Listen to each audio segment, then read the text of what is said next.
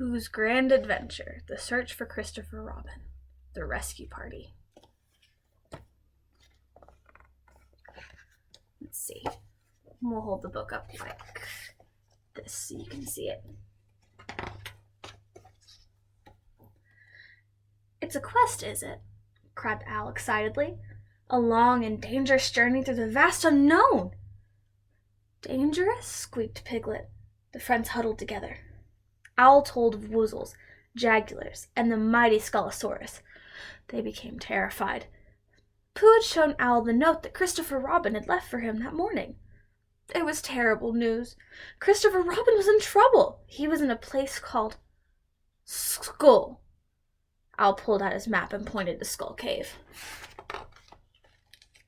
They had to rescue him. Pooh, Piglet, Eeyore, Rabbit, even Tigger followed and formed the search party.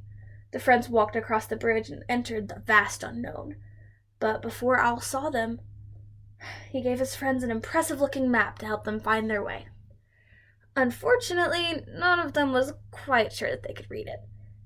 Nonetheless, the rescue party found its way through the dark and scary forest of thorns and on into the Valley of Flowers. Here, the sun shone, a stream bubbled, and friendly butterflies lifted Piglet into the air. "Oh, dear!" cried Piglet. He was terribly afraid of heights. Quickly, Pooh hopped onto a log and grabbed Piglet's foot. Up into the sky they went, until the butterflies began to let go and fly away. "Oh, bother," said Pooh. "Grub!" Piglet and Pooh landed in a heap. Rabbit was not happy. He decided to take charge. They had to follow the map. It was the only way to find Christopher Robin. And so the group continued on, with Rabbit leading the way. They were doing fine until the map ripped on a branch. Half of it floated away on a breeze. "After that map!" cried Tigger, bouncing and bouncing and bouncing off after the piece of paper. Before long, Tigger had bounced himself right into a log between two cliffs. Far below was a river. With a gasp, Tigger hugged the tree trunk for dear life. Then suddenly the log began to fall. The friends rushed over and grabbed Tigger, but they could not hold on. With a splash, they all fell into the shallow water below. Shaking the mud from their ears, they continued on. It became very foggy. Rabbit hung his head. They were lost. Feeling tired and defeated, the friends settled down to sleep. Only Pooh stayed awake. Without Christopher Robin, he felt empty. He didn't know how to be happy without his best friend. In the morning, the friends realized that they were closer to their destination than they had thought. In front of them was the Skull Cave.